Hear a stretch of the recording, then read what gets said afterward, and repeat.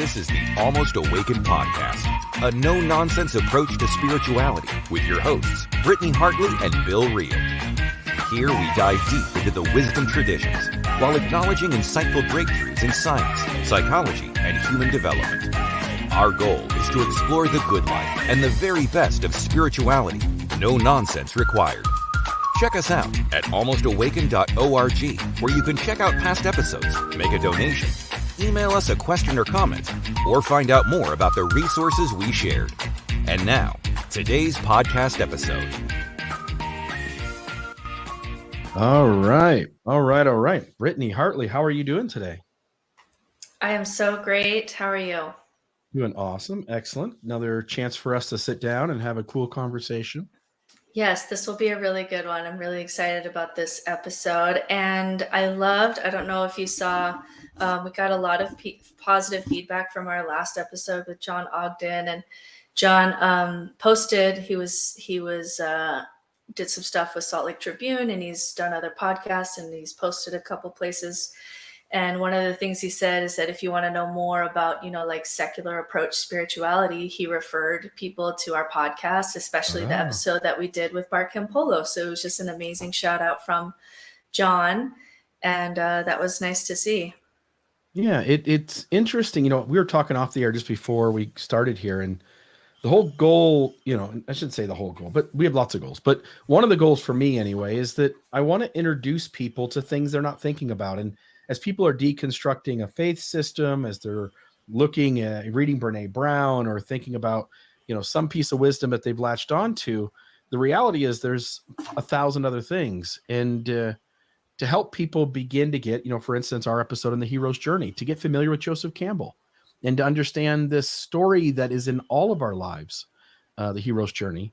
And we're hoping to do that again today. Today, we've got a special guest. We'll bring her on, Jessa Bangerter, and let me put up the names there so we can see it. And the thing we're talking about today is the Enneagram, and it's another one of these things that you and I are familiar with. We'll talk maybe about our own personal numbers here at some point, Britt, and you can tell me your shadows and I'll tell you mine. Mm-hmm. And we'll see where that goes. But like John Ogden in the Uplift, which is really the pressing question for people who are leaving religion, is what do I do now to raise my kids healthy?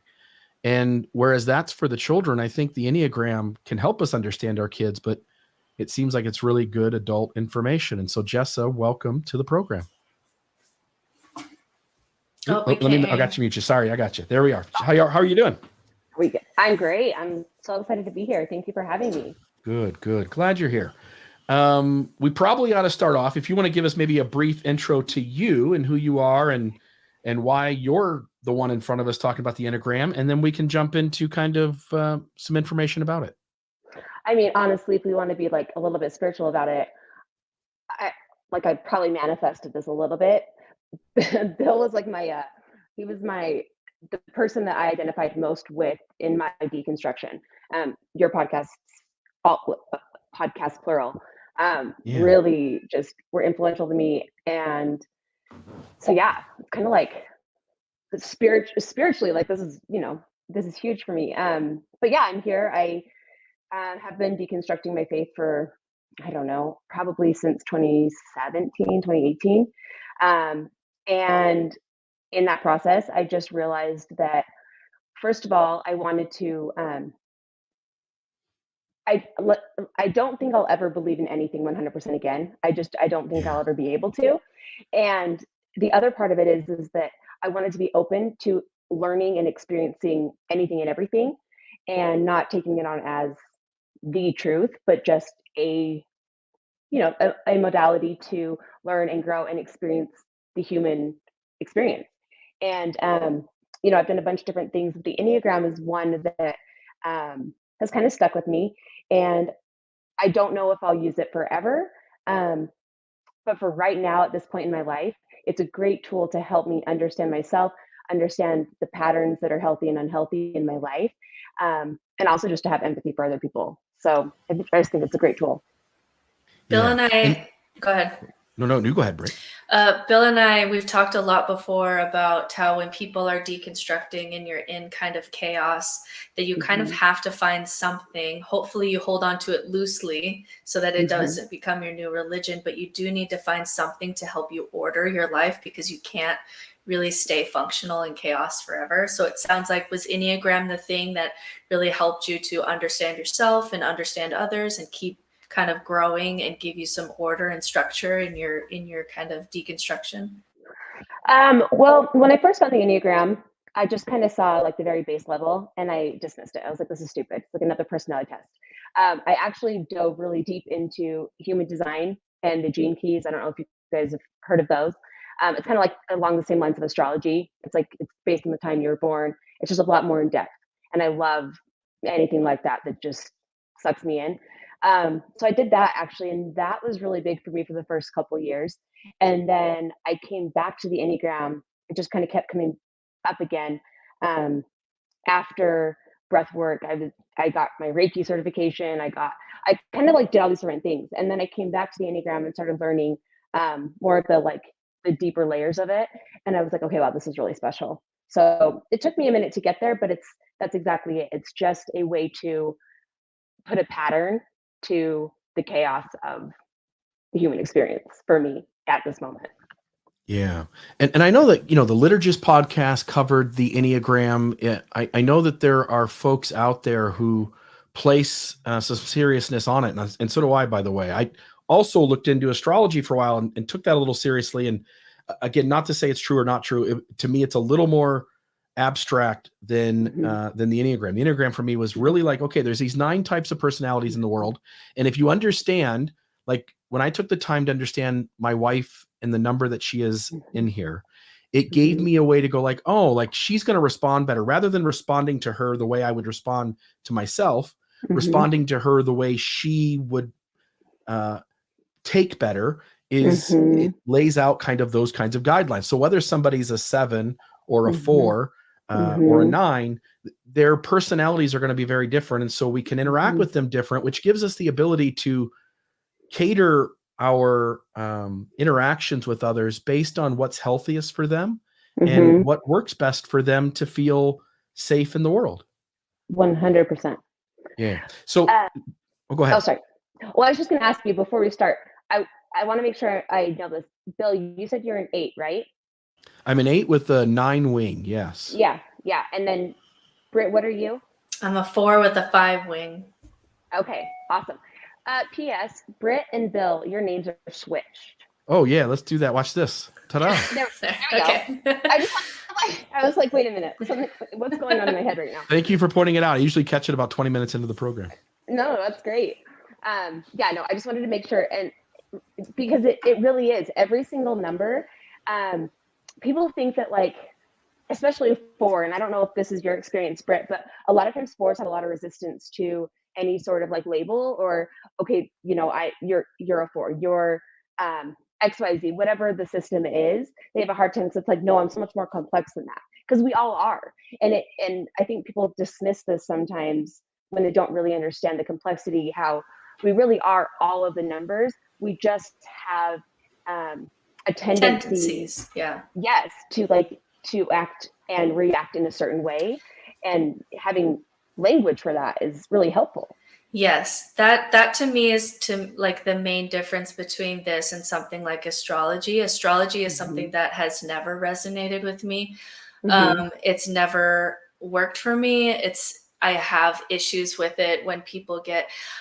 The difference for me is that my husband he's a 3 and I'm a 4. So we're reading about it and we're talking, and I'm able to understand, goal setting is super important for you. Signing up for this triathlon is super important for you and your self-worth. And I understand you more. And then he's understanding that I need to have these deep conversations about really sad things, because that's what 4s with a 5 wing do. We like to think really, really deeply about really sad things, right? And it helped us to really understand each other. And the reason that I like that better is you're just talking about kind of driving forces. This is a driving force in my life. This is a tendency in my personality. versus astrology, which so easily can become, I'm being an ass today because Mars is doing whatever it's doing. And that is just like, that's not helpful.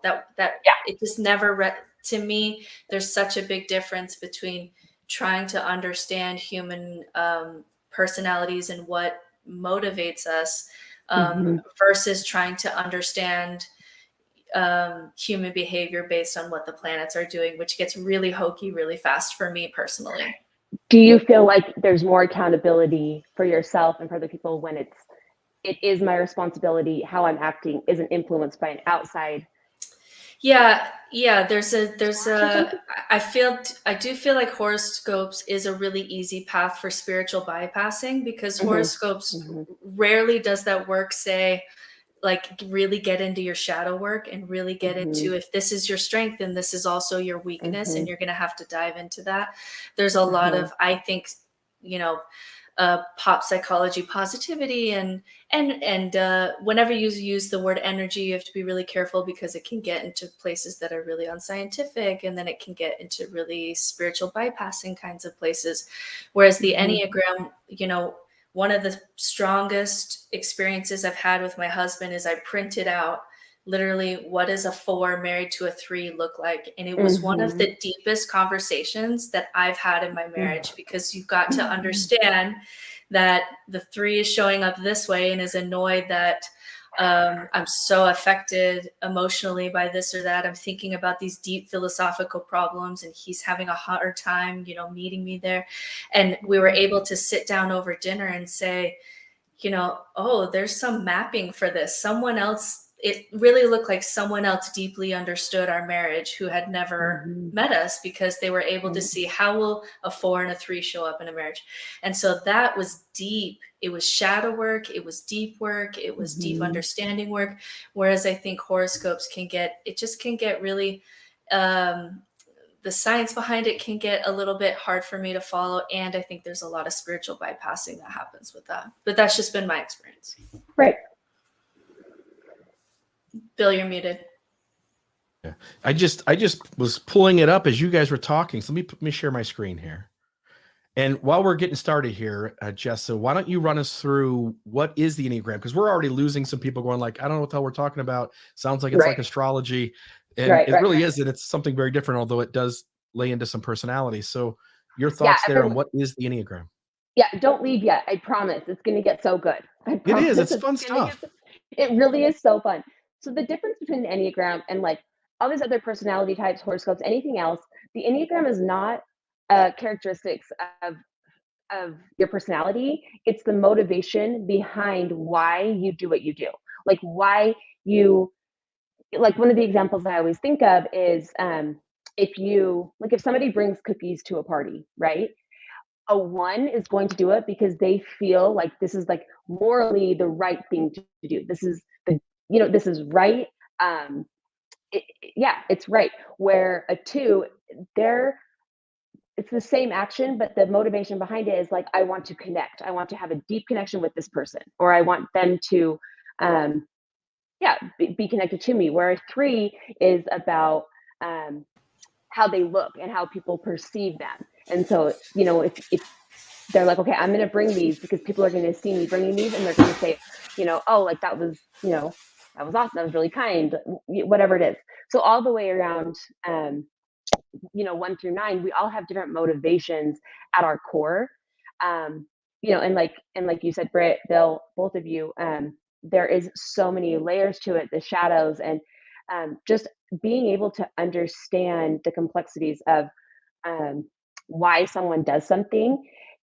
For me, it takes like everybody back to this childlike state. Like once I learned this, it's like every person I look at, no matter what situation I'm in, I see them like as this inner child of everyone has like this core wound or core something that wasn't met for them as a child, a certain need or something they needed to hear. And that's part of the Enneagram too, is that everybody has something that there's like messages that when you hear them, at least for me, I'm a 7, PS 7, like strong 6 swing. So you like to have a good time. You're I ordering all the I appetizers. love my sevens. I like, 100%. The thing is it's like understanding myself though. My husband's a 9. P.S. My husband's a 9, wing 1. He's very like go with the flow, passive. And so I'm like, hey, like, what are we gonna do? Like, what's the plan? What's this?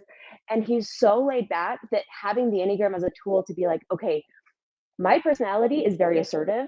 And when he says I don't know, it's not because he's hiding it. Because to me, it's like, well, there's always 100 things on the list of what I could be doing or want to be doing. And for him, a 9 is a peacemaker. And it's just very much, if everyone around me is happy, I'm happy. To me, it's like, wait, okay, but what? You know what I mean? So understanding the motivation behind why people act the way they do, to me, just really creates empathy and on such a deeper level than I've ever experienced before. And like you said, there's like a lot of inner child work here, because I can go back and I can see when I felt, when I didn't feel loved or I didn't feel seen, what was my go-to. And for some people, like, I'm going to be the funny guy and I'm going to get attention, or I'm going to be the caretaker and I'm going to take care of my siblings, or I'm going to make sure that everything's perfect and I'm going to control my little world. And like your perfectionist starts growing. And for me, like, I am going to dive into books and I'm going to try to understand this. And I want to be the smartest, that was like, I'm not going to be the prettiest, or I'm not going to be the best at this, but maybe I can be the smartest in class and maybe I can figure this out. And it was like, you can see that these personalities can develop from what did you do when you didn't feel loved and seen as a child. And so this is why, to me, this is such a deeper work founded in psychology versus trying to say that you're a 9 because you were born at this time of the year. That to me just didn't resonate with me. Right. Yeah. So let's jump into this question, which we've kind of hit on, but I'll just ask it so that you have a chance to add anything else you want to. And if there isn't anything else, we can just move on. But why the Enneagram is worth learning. And we've hit on some of it. We can understand our spouse better, understand our partner, understand coworkers, understand our children, understand ourselves too. But anything else that you want to hit on that's specific? I mean, basically, I think when you think about the way you see the world, and we've all been in a religion where it is a lens, right? And we can't see the lens in front of us. Thinking of the Enneagram as like 9 different colors, 9 different lenses that we don't know that we have. It's like when I think about one of my favorite things to think about is that today, almost 7 billion, 8 billion, almost 8 billion people in the world all experience this day completely differently. You know what I mean? We all have different emotions, we all have different things leading up to this, and that we all are here having an experience completely different, to me is just so, it sounds so simple, but it also feels so profound to me that it's just like, I think sometimes we get caught in our own head and we see things the way we see them. I was gonna bring there's a Calvin and Hobbes strip, like comic strip, that's one of my favorites, and I can't remember exactly what it says now, and I'm going to ruin it. But basically, it's like, you are not what they think of you. Every situation, it just, I'm going to have to find it and tell you guys later, or I'm going to have to no pull it biggie. up. If you share with us later, we'll put it in the show notes as the image for the episode, so we can do that. It's just basically a way to understand yourself, a personal tool to facilitate self-awareness and growth. And then also, like I said, to understand people around you and understand how you come across to them as much as they come across to you. And I think that was a huge part for me, is that sometimes I wouldn't realize how much I would maybe like bombard my husband or like overtake things, completely unaware of it, that it was happening. And so giving him, understanding that, and then giving him space, being like, okay, hey, I want you to go take 20 minutes, go on a bike ride, go do something that you feel fulfilled with, and then come back and let's talk. It's changed my life. Yeah, I'm just looking right now at like your outline and looking at my wife's number and looking at my number and going like, So let's jump into some of these. So the first one is the perfectionist. Let me put this back up on the screen for a moment. Let me take that down and add this back up. So let's start with the perfectionist, the performer, and the visionary. And let's have you tell us a little bit about ones. And what people are going to have to do is when we get to the end, we'll tell you where to go find some of these tests at. There's tons of good ones. They're free. You can figure out which Enneagram number you are, and then maybe pick a person or two in your life that you care about, see if they'll take it, and see if these kind of things work out. I think you'll find that you really grasp better ways to interact with each other, and your relationships will improve if you understand other people's numbers. So run us through number one. Yeah, for sure. Okay, so depending on what website, what book you're reading, what resource you have, they have different names. People have, but it's still the same idea, right? So yes, the perfectionist, the performer, the visionary, they are motivated by, they want to be respected. They want to be seen as someone that is respected and deserves that. Everybody has a core fear, right? And a one, the fear they're working from is they don't want to be bad. They don't want to be corrupt or defective. They want to be good and do what is moral, right? They value integrity and they value goodness. And the thing is that everybody has, so they value integrity and they want to act out of integrity, but at the same time, they can go too far. Everybody can go, you know what I mean? Like they can go too far in what they're trying to do. Yeah, there's unhealthy places for each number, and there's healthy places for each number. Yes. And Yep. And so that can go into a critical perfectionism where it just is so overboard, right? For a one, the unconscious, they have these childhood messages, like I kind of talked about earlier. And for a lot of people, and I know for me, this was true. When I heard the childhood message and the lost message, it was like a punch in the gut. It was just like, oh, like took the air out of me, break my heart. You know, it was just so, I felt so seen, like that inner child felt so seen. So sometimes that's like a thing. If you don't know what number you are, I think looking up the childhood messages and the lost messages is a way also to be like, which one of these makes me feel inside like that's what I needed to hear, right? So this unconscious childhood message is it's not okay to make mistakes. That's whether it was ever intended or not by your parents or your environment, wherever you were raised, that's what you interpreted and that's what you took with you. So all they need to hear is you are good. You are good. And yeah, it's simple, but to a one that will feel profound. I have a question here. So there was an episode that Dan Witherspoon and Janice Spangler did that's my favorite episode on Enneagram, where they talked about if you're this number, this is what your church experience would likely be like.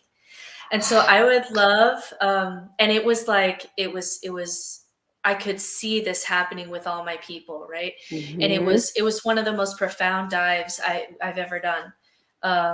To really understand why people leave the church for different ways and why people stay, and really getting into the Enneagram to look at those core motivations.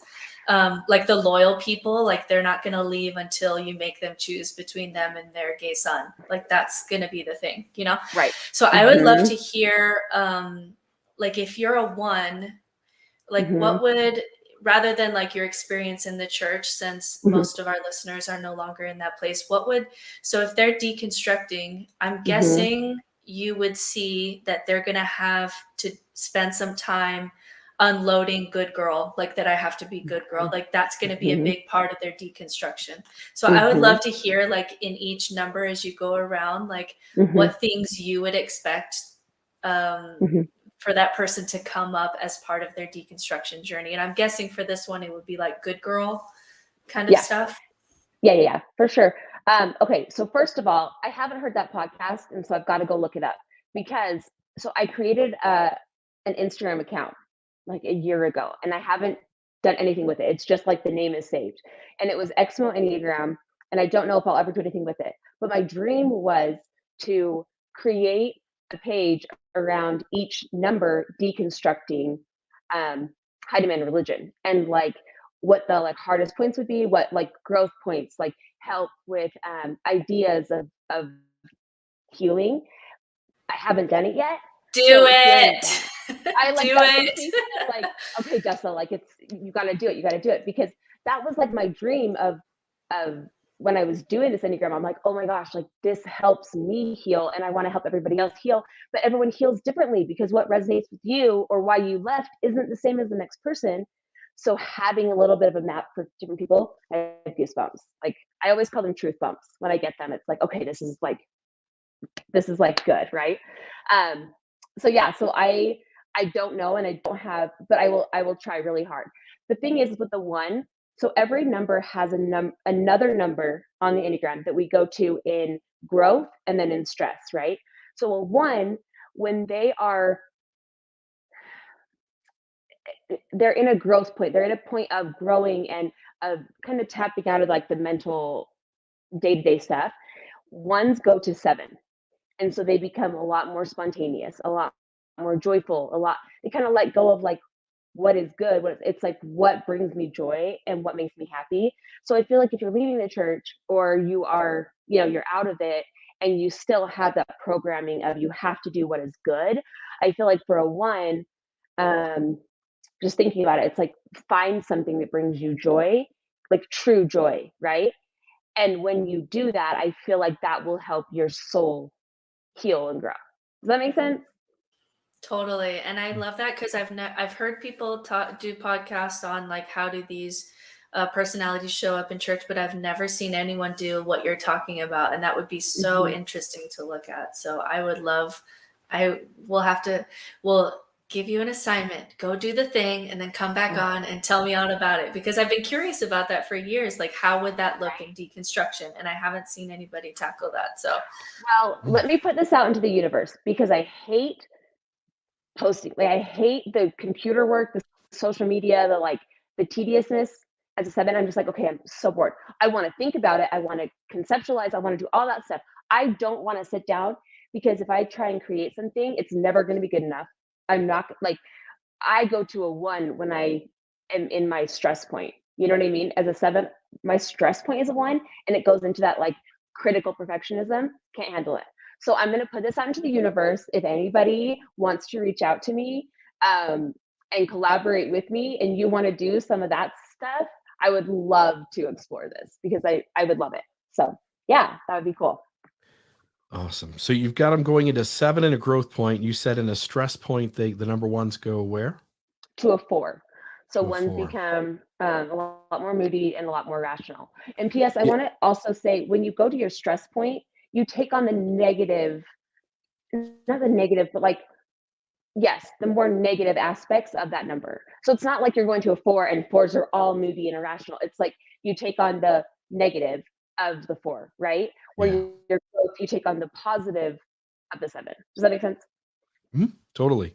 Yep. Because I see these in my own numbers and with my wife as well. And yeah, like we have these traits, but when we're in a moment or a phase of our life where we're feeling really good about things, we go one direction. And then if we're having a lot of negative happening, or as you pointing out here, stress, we go to another place. Right. All right. So number 2. Let's keep going. Yeah. Yep. The connector, the helper, the nurturer. Yep, exactly. And 2's motivation is they just want to have deep relationships. I have so many 2s in my life. Like there's so many 2s, and their fear, like what their biggest fear internally is being unloved or being unwanted for who they are. So they always feel like I have to serve and I have to do something and I have to like nurture this relationship, right? Because they value love, they value altruism, they just want to be loved and feel loved. But sometimes that can go too far, and this is that too far point of they need to be needed. So they will almost create situations where they need you to need them, right? And I think a lot of times, sometimes I see this in like moms, different things that instead of like letting their kids be, right? Like, okay, go, you need to learn the experience. It's like, no. I'm going to hover. I'm going to keep you close. I'm going to protect you. And I'm going to do everything for you so that they feel this purpose of, well, they need me. Right. It's kind of a dependency. In a negative state, you can kind of get into this codependent thing. But the two's unconscious childhood message is it's not okay to have your own needs. So they need to learn to acknowledge their own needs, not just other people's. Their lost message, which is like the heartbreaking one for me, you are wanted. The two, you are wanted. That's message for twos. And you Twos could, actually, I was go gonna say, ahead. going back to the church, just going back to Mormonism for a second, and Mhm. any high demand fundamentalist religion or any religion where it's just not working for you, you can Mhm. see why certain things would cause certain personality numbers to kind of look at the church differently. For instance, an 8 might, again, I'm speaking personally, an 8 might get really not be bothered much by history, but Mhm. would see people being marginalized as a serious issue, right? Whereas Mhm. the ones, the perfectionists would go like, hey, this stuff doesn't add up. The history doesn't Mhm. connect. Mhm. 2 might Mhm. go, hey, there's not really any community here. These people don't really like me. They don't really want me here. Like each Mhm. person will have their Mhm. own motives and reasons for why they Mhm. make the choices or why they see the world the way they do. Right. And the Yeah. Enneagram too, like if you break it down, the 8, the 9, and the 1 are all body types. Like it's like a gut motivation. The 2, the 3, and the 4 are heart types, and 5, 6, and 7 are head types. So a lot of times too, Mm. when I think about deconstructing is um, w- some people are going to be a lot more mental, and it's not going to be as much of an emotional thing. It's going to be like, I need to understand, I need to research, I need to get this. Where a body like an 8, a 9, and 1 is just like, I feel like this is not right. You know what I mean? And we need to make this right. Yeah. Bill, like you said, the 8 is a protector, and they want to protect their community and their people. And there's injustice happening, and Yeah. I see this, and I need to help this. So yeah, Yeah. that totally makes I sense. can see though, like in my experience, and I Mhm. ask all my friends what they are because I want to Mhm. know. Yeah. Like if you're a woman and you're a 5, where like I've got to Mhm. figure out this polygamy, like there's Mhm. gonna be some issues that come up for you. But I Yeah. see with my girlfriends who are 2s, in Mhm. some way, there's some parts of patriarchy that really serves a 2, which is as a Yeah. woman and a mother, you are going to get a lot of attention for the service that you give others, right? You're going to get a 100%. lot of praise for all the, like, there are 1,000 ways to serve when you're in a high demand religion. And if you're that girl Mhm. who's always showing up with the casserole, if you're a 2, that's going to be a really motivating force for you to stay in a community where you have a lot of opportunities versus outside. Where are you gonna, where's your cast, where are you gonna do those kinds of things? So it's Right. really interesting to see, yeah, like Bill was saying, that people are going to respond to aspects of the church in different ways, and there's going to be Mhm. things that bother them and things that don't. But I see a lot of women who will stay for a long time in the church, not for any beliefs, not because they did their history on polygamy, but because I'm really seen for my service here. And I can understand that. Yeah, Mhm. 2s are valued, right? 2s are valued by the system, and there are other numbers in this breakout that wouldn't be as valued, whether you're a Mhm. female or whether you're a male. Mhm.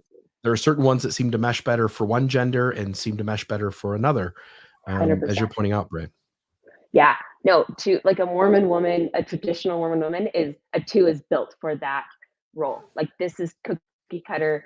You serve, you do, you feel needed, you are needed. You need to serve these men. You need to, you need to bring the treats to the meeting. And then yeah, it's very much 2s can thrive. And I do have 2s in my life that they do. And some of them it is. It's like I ignore anything because this community fulfills me. And for me, I'm like, okay, you know what? I'm not going to even try and like,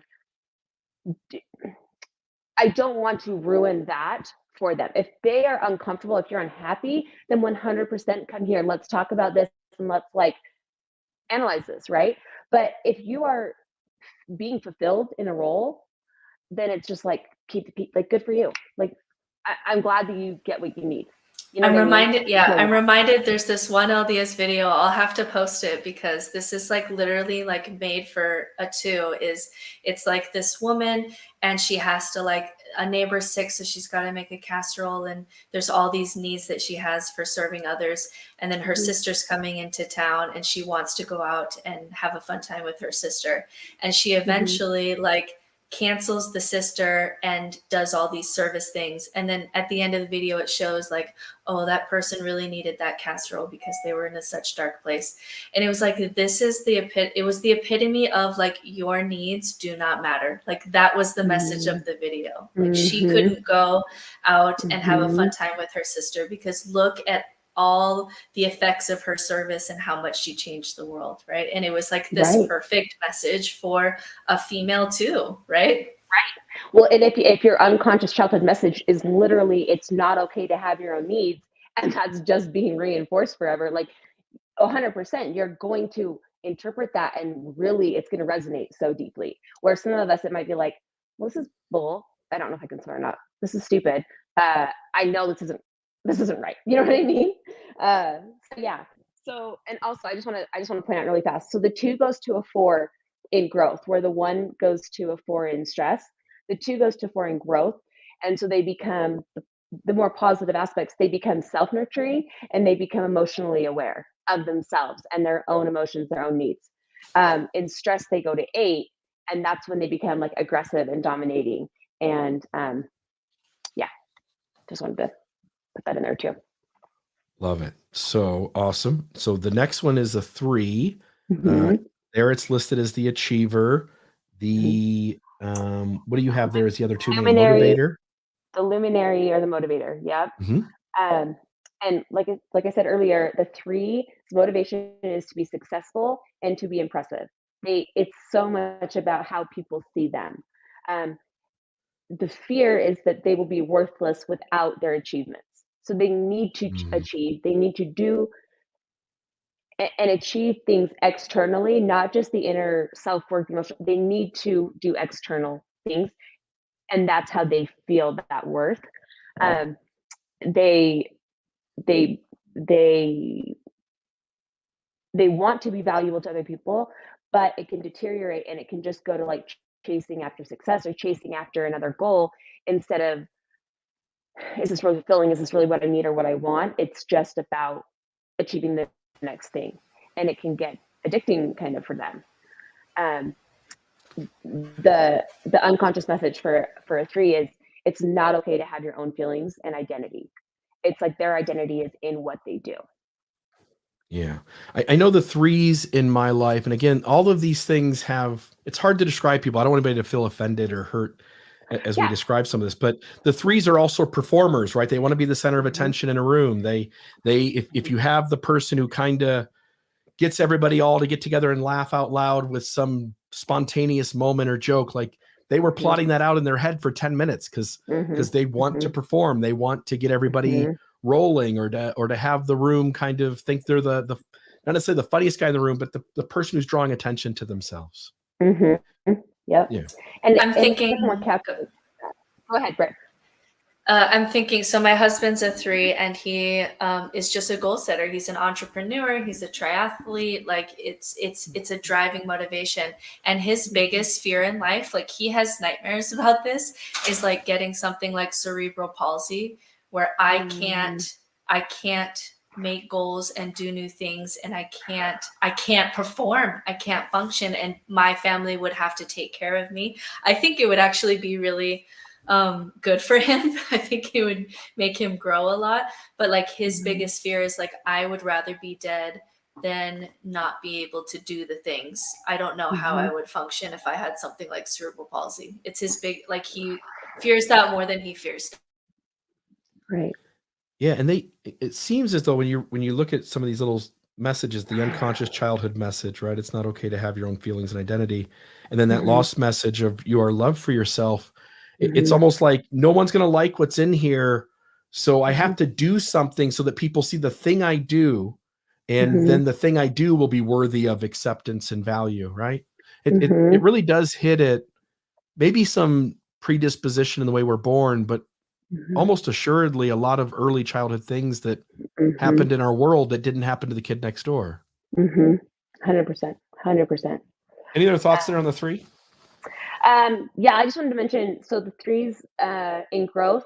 So I guess, Britt, if we talk about healing and we talk about, what's something as a 3, if you're leaving, if you're leaving a religion, and that would be really hard, because I feel like a 3 would be like, okay, what's the next calling? You know what I mean? What's the next status symbol? And being seen in those would be really valuable. So I think walking away would be so, like, such an ego trip of just like, oh my gosh, like, people are going to see me not as successful, not as achieving, like, these roles that we're supposed to fill in this high demand religion, right? So if you are loved for yourself, the growth point is a 6 for a 3. It's a 6, and that's like being more cooperative and committed. So it's like maybe doing something in a group, like finding a community that does something that you really love, like something that you feel passionate about, that you love to do, that brings you joy, in a group. Maybe that might be something that, instead of having a personal thing that you're trying to achieve, maybe being part of a community that has the same values and the same kind of desires, or enjoys the same thing, that might be healing. Where a stress point is, they go to the 9, which is very disengaged and very apathetic. It's like, nope, I can't do this, and so I'm checking out. Like, I'm not going to address it. I'm not going to look at it. I'm done. Yeah. This is like, just like thinking of my husband, right? I'm like, yeah, you hear that? It's so interesting though, because he's a pretty healthy 3. He doesn't get into like the vanity of 3. He's a pretty healthy 3, I would say. And one thing that was really, really important to him in his church experience was like the checklist. He really liked, which achievers love. Like, I can check this off and I feel that I'm good, right? Like I did the thing. I did my home teaching.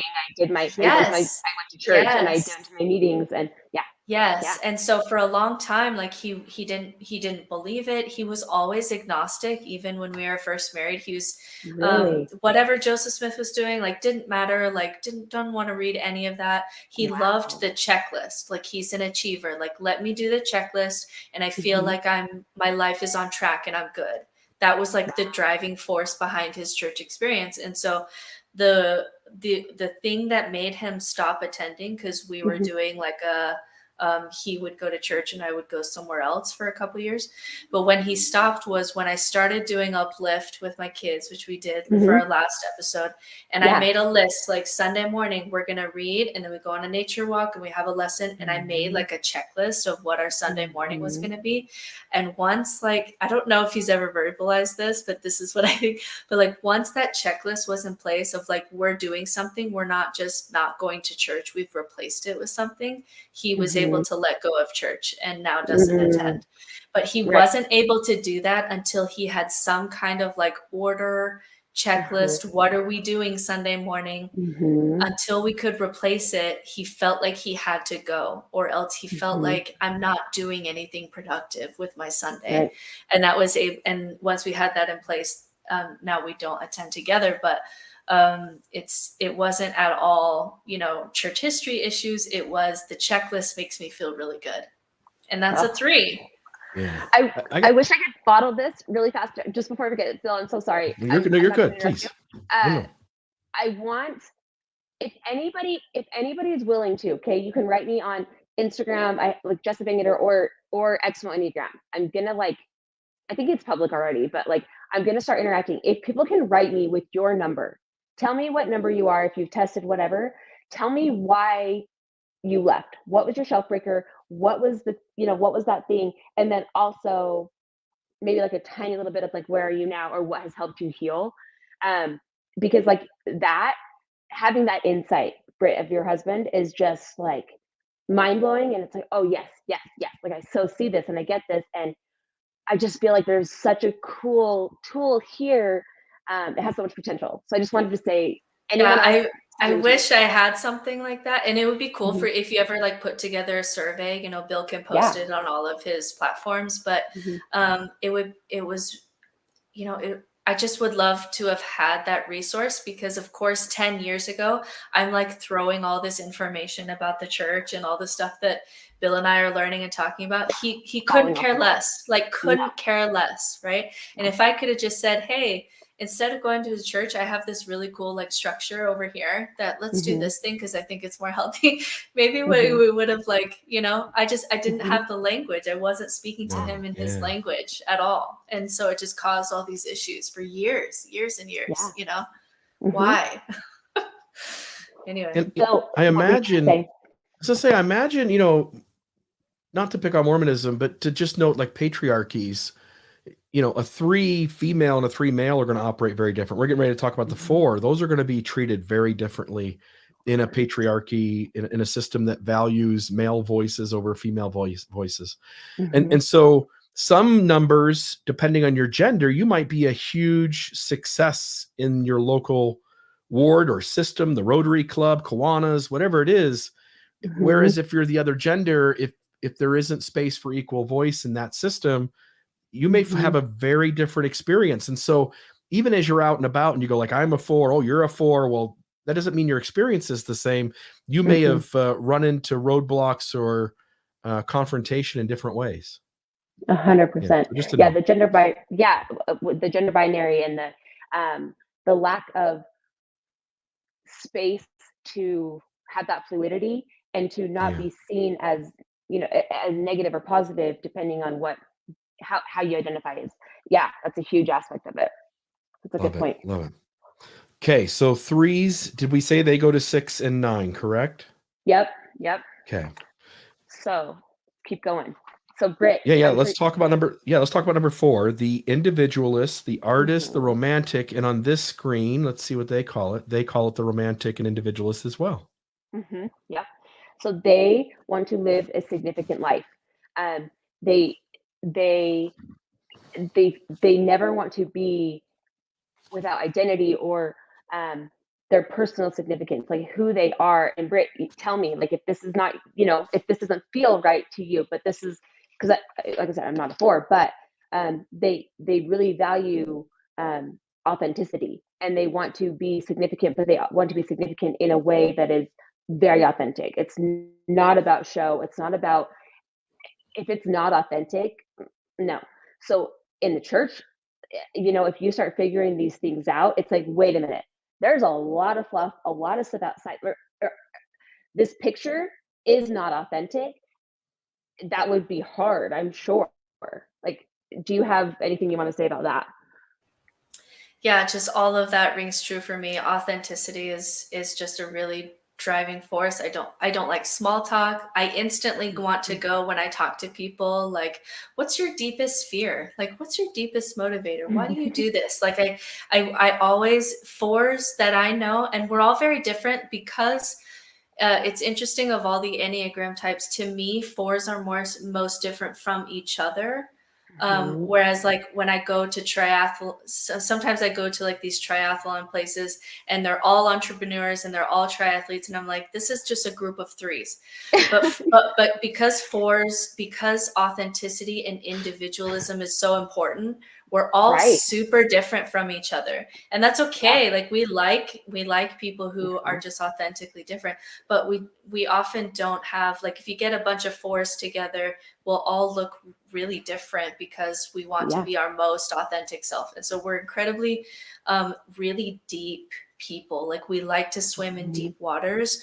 And someone told me once that 4s also really, that they crave sometimes melancholy, because melancholy is real. Like, if someone's going through, when I think about the strengths of a 4, if you are going through, like, my dad died and I am in like the worst place, of the deepest, darkest waters of my life, the 4, I think, is the most equipped to sit with you in that space. Because if that place is real, which my father just died, that's really real, the 4 will go with you into that space, right? Because they want what's most real. So to me, I will go to these really deep, sometimes dark, sometimes disturbing, sometimes sad places, but I prefer that to fluff, because at least it's real.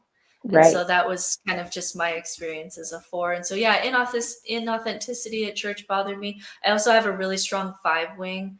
So I'm a deep thinker. And so Right. I'm thinking deeply about it, Mhm. I'm thinking deeply and methodically about this really deep water kind of space. Mhm. And so that was just my church experience. But yeah, it was really interesting to read about 4s, and because I'd never heard someone kind of why do I like to watch a really sad movie when my friends are all at a concert? I really didn't know why I like to do that. And Mhm.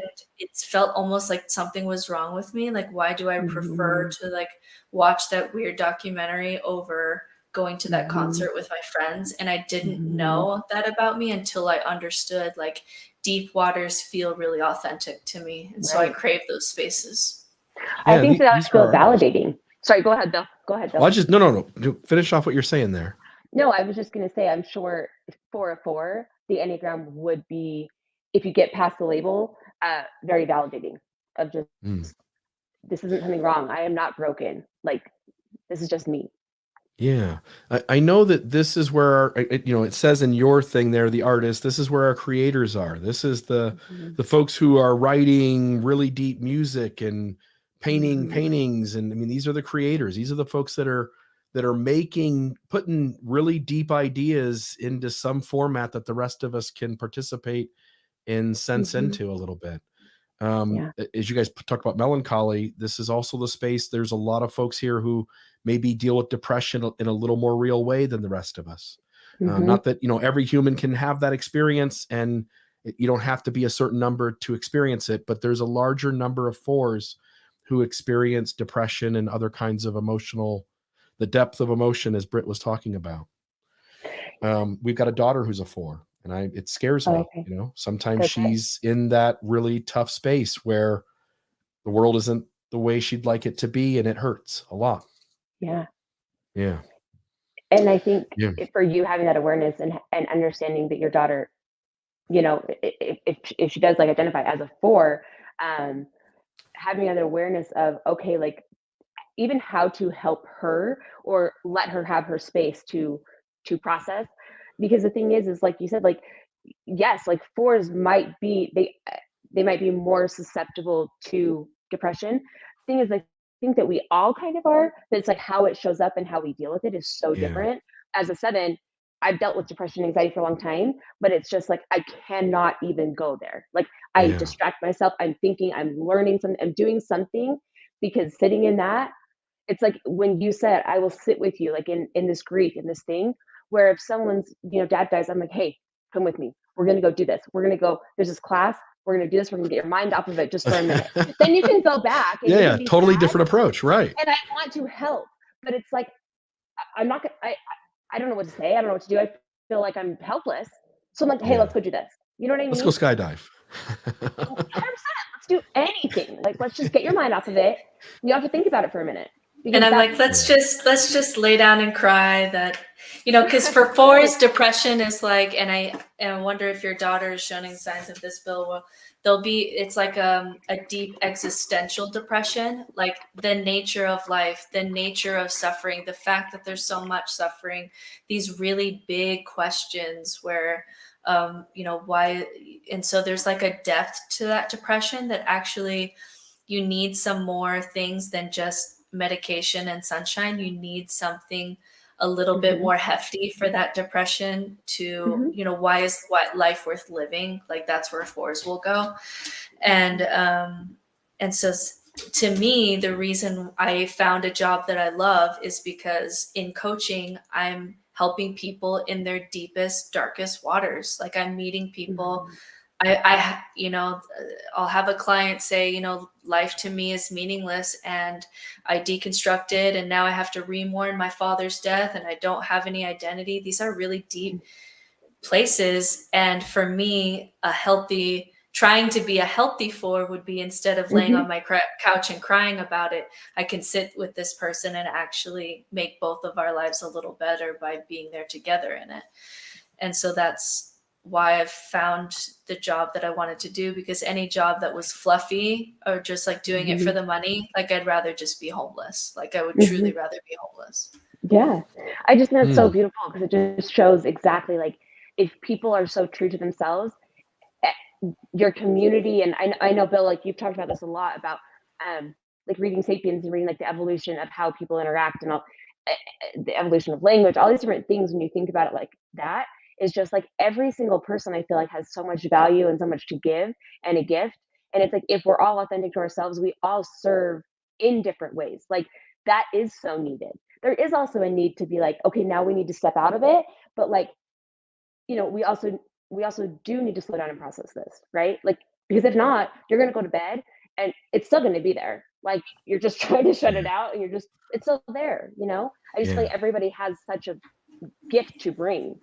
Yes, Yeah. and that was helpful for my marriage too, to realize that even though I love talking to people in those places, if I married a 4 and we both just like lay down on the couch and watch documentaries and cried together, like no one would be paying the bills and no one would be like, "Hey, let's go out and get out," you know, it wouldn't be good for me. Like it wouldn't be good for me to be married knowing like the depth of where I go and how depressing that can sometimes be. I have friends for that, but I wouldn't necessarily want to be married to someone like that or raise kids with someone like that, because we would have the same weakness that I think would kind of spiral us into unhealthy 4s. And so, yeah, appreciating my husband's gifts really helped my marriage rather than expecting him to do those things with me all the time, right? Yeah, 100%. What's the childhood message here in 4? So 4 is it's not okay to be too much or not enough. It's Yeah. like they always feel like um am I am and I don't know if this is where you can tell. Do you feel like, okay, I'm being too much, I am too emotional, or I'm too deep in this, or I'm not being authentic enough, I'm not being real enough? It's like if I'm out here, this isn't real, this isn't deep enough, maybe. Or it's like trying to find that balance, maybe. Yeah. So how that is like resonating with me is that if I instantly go to like meeting a new person and saying like, "Hey, what's your driving major fear?" Like that's something totally comfortable for me to do and totally uncomfortable for the people around me. And so that would be, I'd be receiving the message like, "Hey, that's a little bit too much," right? And then I feel like I'm broken because I'm entering these conversations in a way that feels authentic to me. I want to know what makes you tick. I'm doing this because I really like you as a person. I want to know more about you. And you're telling me I'm too much. Or we'll be somewhere else and it's like a little bit fluffy and I'm not super into it. And so I'm too little. Like, why don't you like this concert with us? I'm like, well, this is stupid. Well, now I'm too little. I'm not. And so either way, you just feel really broken in when you show up authentically, because you'll get both messages that you're too much this and you're not enough this, and then you just feel like, oh, okay, I guess I'm the only person, right? Which as Yeah. the lost message for a 4 is you are seen for who you are. And that is like when I can be authentic and someone sees me in that space and loves me, that is like my deepest validation, like deepest validation for sure. And you can see, you know, as a parent to a 4, I can't hold a loud emotional space. Like I don't feel that way. I tend to, again, I'm an 8, so I'm not necessarily in some of these ones that are much more heady, but I'm in my head trying to But you figure have a out 7 what's wing right and what's too. yeah. That I mean, Well, 9 wing, not well, a 7 wing, a 9 wing. so But you're saying, you have but you do both have both. wings. You Yeah. can tap into both. We all have one that we lean to, that we're stronger, but you still do tap into both sides of Yeah. the numbers next to you. It, So I'm sorry. if somebody says something that is, I've got to sit in some emotion, and I can feel like I cry at a funeral because it's sad. I get it. Like I connect that way. But if somebody goes like, there's this really hard thing going on in our world of meaning family or relationship, and you know, you hurt me or I hurt you, or let's sit with this, let's talk about it. I don't want to feel that. And so when my daughter, who's a 4, when she really wants to sit in that emotion, I don't respond in a way that's healthy to her, because she comes back and goes, it just feels like I'm not allowed to feel. I'm not allowed to be loud with my emotion. And so just all I'm trying to say is that note that whatever your number is, when you encounter a spouse or a child or a coworker or a parent who's one of these other numbers, you may not have the skill set to begin with to meet them where they are. And it's not because they're doing something wrong. It's because you don't have the capacity in your being to respond the way their being is set up to be met. And so I'm just simply noting that for people watching or listening, to pay attention to what numbers other folks are around you and note where you don't meet them where they need. And your inability to do that on your end might be like, man, that person's they're just too much. And really the reality is you're not showing up the way they need. They really need somebody who can hold that space for them. Yeah, I think there's a lot of like emotional intelligence and emotional awareness around all of that, and understanding. It's like love languages. Before I knew about the Enneagram, in the very beginning of my marriage, like that was like that first year, you know, like all the bumps, everything. I was just like, okay, well, I can't do this. Like this is nope. Like we're screwed. Like this isn't gonna work, you know. And then like reading the love language book was like, I mean, game changing. Because it's like, okay, wait. You are physical touch. I got 1 point on physical touch. I got 1 out of like 90 point, however. I'm not. To me, I'm like, well, you could get a hooker and do the same. I'm sorry. That was not politically correct. By the way, you can say anything you can say whatever you want, but we're good. You know what I mean? It's like physical to me is not love. It's like, well, yeah, like you're a human being. You have sexual urges. You can have with anybody, right? For me, it was all about acts of service. So I am like, I'm doing this and I'm doing this for you and I'm doing this for you. And to him, it's just like, stop, sit down, come hang out with me, come snuggle with me on the couch and watch this and stop doing something for me. I was trying to serve him in my love language where he didn't understand mine. And so he was just like, well, let's just sit here and I'm just like, we were so not hitting it. We were not understanding it. So yes, exactly what you just said, Bill, seeing somebody else and understanding what they need to feel seen or heard or understood, and then meeting them there instead of where you would need is just, yeah.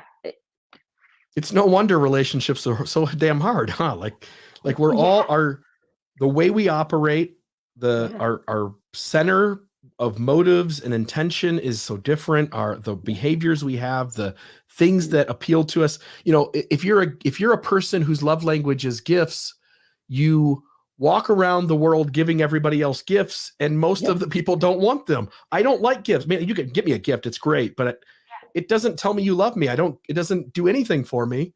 Like, great, I've got another Xbox game. Wonderful. Touch is my love language. And so it's just, we really do have to meet people where they're at. Yeah. Yeah. So having a tool to help us have that understanding is, I just feel like, why doesn't everybody get this? Like, this could make everything so much better. Like, wake up. That's what this is. It's a tool to show each other, show you what your needs and how you operate in the world, and show the people you care about how they operate in the world, so you can meet each other's needs better. 100%. Yeah. Beautiful stuff. Okay. All right. So is that the 4, you're seen for who you are. The growth point for the 4 really quick is the 1. So when you're meeting that growth point, you are more objective and more principled. You're not as like in it. You're like, okay, I got to get this done. I got to do this. In the stress point, you go to a 2 and it becomes over involved and kind of clingy and, you know, more codependent instead of, in that principled way. Britt, does it show up that way for you? Do you find yourself over involved and clingy at times? Yeah, I definitely will get clingy. Like if I go a long time where I feel like no one, like I'm going through something, I'm going through some deep existential thing, and I don't have anyone particularly in my life to share that with. So I don't feel like I've fully been seen as like this version of Brittany and not loved as this version. I'll get really like needy in my marriage, like because I just deeply need some validation there. I need to be seen there. And so, yeah, I'll I'll get a need for validation more. But if I'm in a healthy place, yeah, I get shit done instead of just like mull over about the suffering that is inherent in life and all the philosophical problems that I think about. I will get things done versus just being so like needy for just someone to see me in this place that I'm at. Yeah. Gotcha. All right. Number 5, the investigator, the philosopher, the innovator. Yes. Okay. So I have such a soft spot for 5s. One of my sisters is a 5, and putting language to some of the behaviors that I witnessed, and that people, not even myself, but other people around us, the way that they judge or the way that they say things about the way that she acts, right?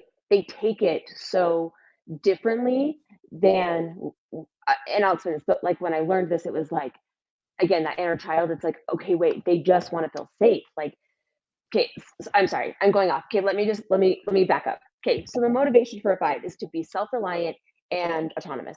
Okay, they want to feel like no matter what happens, they can take care of themselves, and they'll be safe in themselves, right?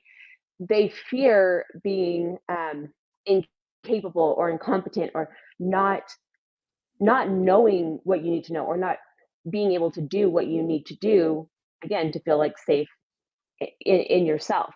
They value wisdom, they value insight, they value knowledge, they value like knowledge is safety. The more I know, the safer I am. They want to feel capable and competent, and that deteriorates when it's on the negative side of it. It's like they go into this. I'm going to go so deep, like it's useless specialization is like the term that I have written down. And it's like, you're just going so deep into something that it's like, you don't even need to do this. Like, but it's like, you can't stop yourself. And that's kind of that negative side of it. The unconscious message for a 5 is, it's not okay to be at ease in the world. And like I said, I can see that so much now, of just like, how hard would it be to never feel at ease in the world? Like, if that's your childhood message, if that's your inner child, that's the message they received. I'm like, oh man, like, and I feel that about every single number, in what they feel, like what they feel is lacking or whatever. I feel that for every single number, but it's just seeing it in somebody and having it feel like a 5 is very not in the same way a 4 of like, being in their own space, their own thing, but a 5 really needs their own space. They need their own time. They need to like analyze and think about it, and they need all the information, because that is what makes them feel safe, and they do need their own alone time. Like, that's very, very important to a 5. So if you're not a 5, sometimes that can be like, well, okay, that was bitchy. Like, you're just out, you know what I mean? You're just going to check out and go, and you're not going to like be out here with the rest of us, or, you're only going to be here for this amount of time. But for a 5, it's like, no, that's setting boundaries. That's self-care for a 5, because it's like, you know what? I'm going to give what I can, but then I need to be in my own space because this is healthy for me. It was really big for me in my life to be like, okay, this isn't personal, isn't about anybody else. This is just genuinely what you need to feel safe. And for a 5, their lost message is, your needs are not a problem. So if you always feel, like they are, I mean, yeah, I don't know. I just think it'd be hard. Yeah. The growth point there, and then the stress point there. Yep. The growth point is an 8. So that's when they feel more self-confident and they feel more decisive. And it's not as much about researching and learning. It's like, okay, I can make this decision. I can do the next thing, which does build self-confidence. The stress point is the 7, where they become more hyperactive, scattered, in that more, more, you know? Yeah. So yeah, that's the 5. Love it. Love it. All right. Number 6, the loyalist, the guardian, the advocate. Yes. Okay. The 6 is very, okay. So before I say the 6, I wanted to say one thing about all of the types. Every single type has, they call them subtypes. So they can be self-preservation, sexual, or one-to-one, depending on what you're reading, and then social. So every type, it's like if the number describes your motivation, right? The subtype describes where that like where your energy is going. So for some people, and for sixes look so different. It's kind of like the 4s, they look so different. If a 6 is a social 6, their energy, everyone in all the numbers, a social is worried about the group, and it's worried about your circle, your people, and that's where your energy is focused. Some people, it's self-preservation, and it's all about what is going to be the safest thing for me. Other people, it's like, I don't care about myself as much, or I don't care about the group. I just care about this relationship. Like my closest relationships, this is the most important thing to me, that this is solid. So like everybody has different. So with the 6s, I just want to say that up front, because the 6s, I feel like, are one of the types that's the most different between those 3 subtypes. You can have 3 6s in front of you, and they can look like you have no idea. Like they're completely different. So I just want to say that ahead of this. In the majority, again, there's a certain percentage of society that was going to fall into each one of these numbers. But if I'm not mistaken, the 6s make up the largest portion of society. If I remember that right from a couple of places of reading up on those. Yeah. Most people are going to be a 6 if there's any number that's mostly represented, if that makes sense. Yeah. I haven't heard that, but I haven't heard that about any number. So yeah, that I could totally see that, just because they are so different. That makes sense to me. Cool. Okay, so the motivation for the 6, they want to feel calm, and they want to choose the right path.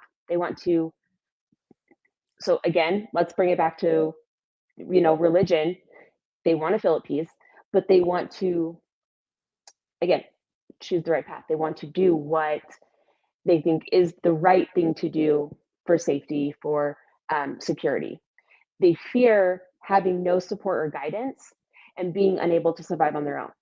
If that's your core fear and you're leaving a religion, having no support or guidance, I mean, like, oh my gosh, can you imagine leaving the church as a 6? Like again, my heart just breaks for everybody, because I'm like, oh, you poor little inner child,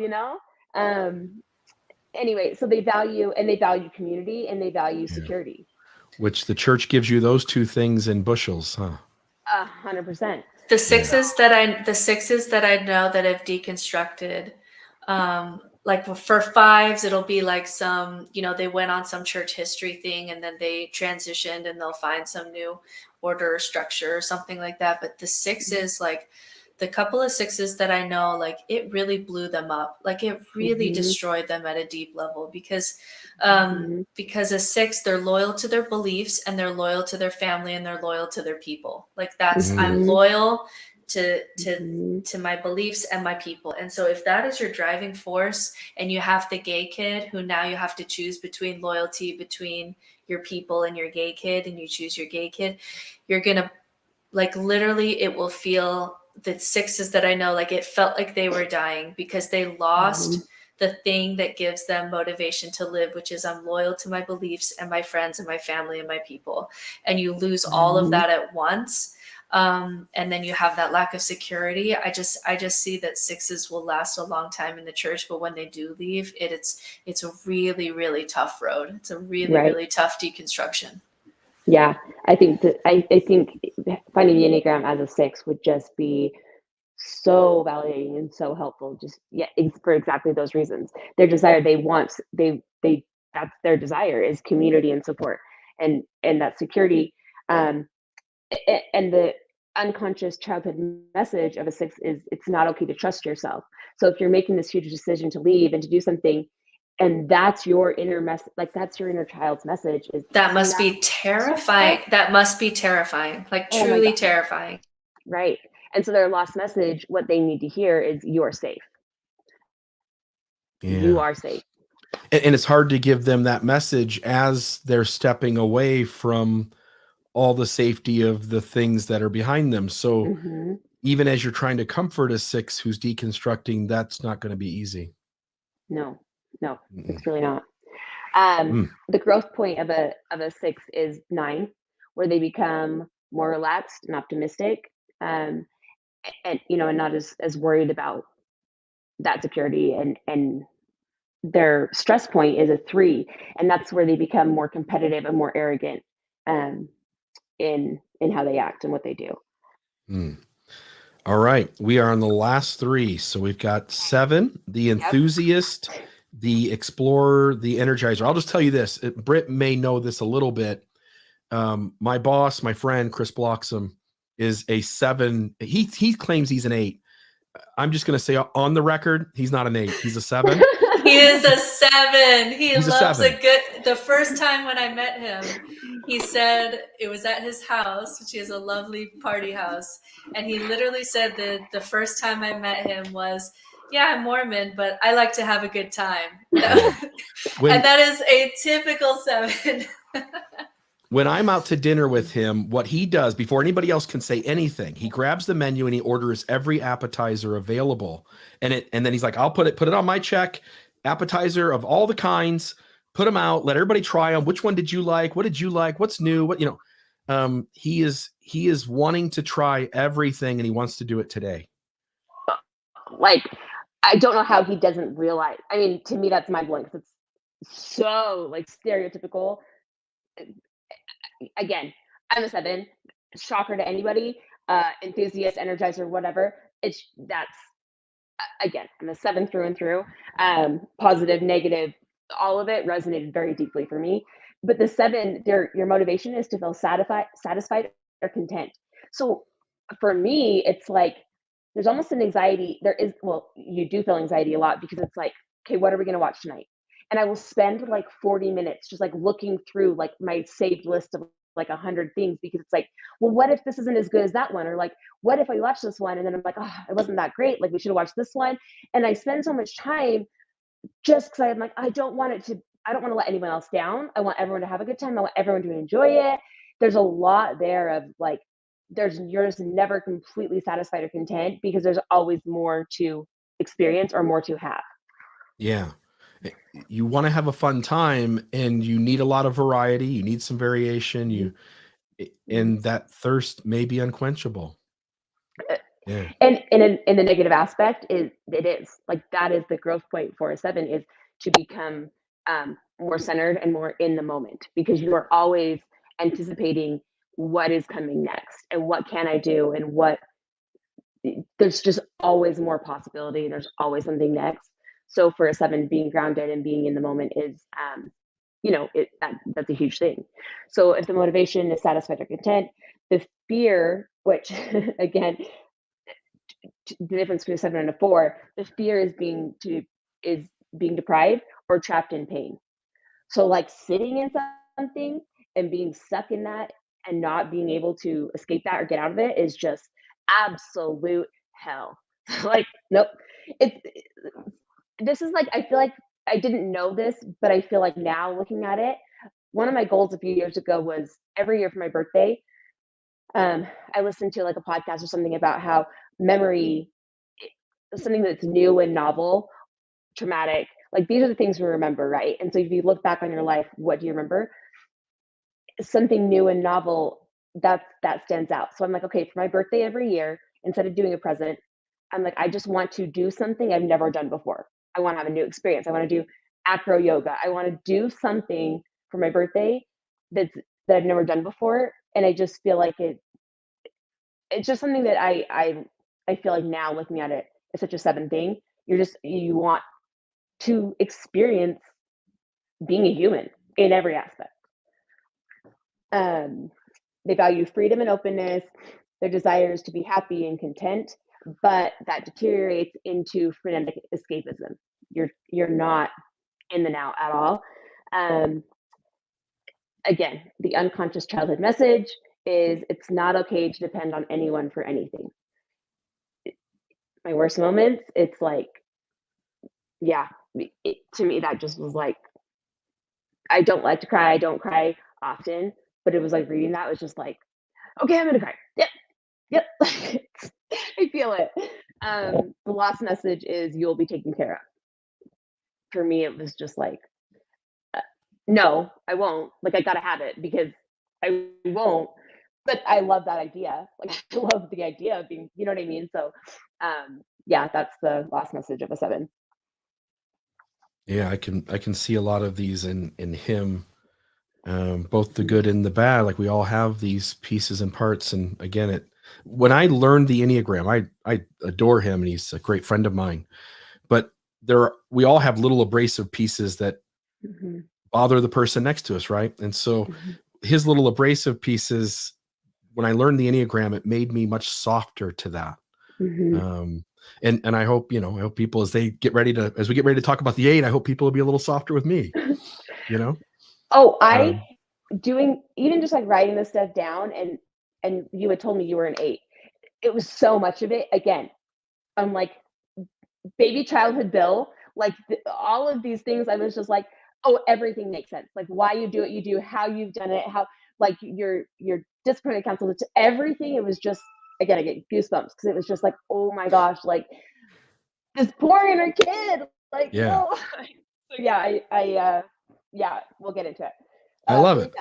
For the 7, Yep. the growth point is a 5. You become more focused and more profound. You're in it. The stress point is a 1. You become more perfectionistic and critical. Nothing is ever good enough. Like, and that's hard. Yeah. So that's 7. Let's go to the 8. Hold on. Okay, So Bill, 8. Please. Ask anything. When you and me, Bill, we met at Thomas McConkey's retreat, we met in person then. That was like 10 years ago. And Chris was in my group one time when we're doing this work. And it was like we had to do something like share something super deep and personal. And so I was like sharing like issues in my marriage and stuff. And we'd go around and he was so uncomfortable. He hated it. Oh my gosh. And now knowing, looking back and seeing him as a 7, like that must have been just like torture for him. Like we had to like share something and something deep and personal for like 5 minutes straight without anyone interrupting. And so, he hated it. It was so funny. Yeah. No, you're hitting it right on the head. Yep. Absolutely. All right. So number 8, the challenger, the leader, the protector, the warrior. I mean, does anyone else feel like I was going to say too, I was in an Enneagram workshop once and the lady was like, she's like, look, everybody, you're going to hate your number. You're going to hear what your weaknesses are. You're going to hate it. And then she goes, except for the 8s. The 8s love to tell everybody they're an 8. And so 8s are proud of their number. Everybody else kind of has to sit with it a little bit. And the 8s have negatives too, but we just don't give a shit about our negatives. We almost see them as a positive anyway. Right. Well, I mean, as a challenger, like even that word of challenger, like my husband is a 9, a peacemaker, everything's at peace. The word challenger, I'm sure to him, I don't know, but I'm sure it's just like, that's negative. Like, wait a minute. Nope. So even that is just like, yeah, your protective challenger, all of that. So yeah, I'm excited to get into this one. Cool. Let's talk about it. Okay. So the motivation, to protect yourself and others from harm or control. Yeah. I mean, go ahead, Bill. I'm just going to say, again, we don't have to spend too much time here, but these all point to an inner child who had some traumas come up, some things happen. And I'm going to tell you, there's a little thing here that I can't quite figure out. Maybe I'm just blocked out memories or what, but it really feels like I didn't come to be an 8 until an adult, somewhere in my 20s. And I can't go back into I had a great childhood. I have a lot of, good memories. I very much remember my growing up. My parents were very functional. Our home was a very safe home. And I don't really have something to go to say like, oh yeah, it was this thing and it led to that. It's kind of a strange thing because I look at this and I go, yeah, I can tell you as an adult what happened that led me to this. I don't really know if it connects much for me with my childhood, but I'm excited to see where we go here. Yeah. That's really interesting. It's interesting. I wonder if, and I don't know if this is true or not, but I'm the same way because you have the 7 wing, right? So sometimes that can play into different aspects of things.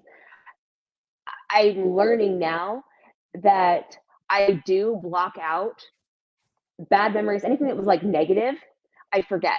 So my sister is a 5, and she'll say something like, "Oh, do you remember this? Or do you remember that?" And I'm just like, "Uh-uh." And then I'll think, and I'm like, "Oh my gosh, yeah, like that was horrible. I remember, like Yeah. that was a really hard time."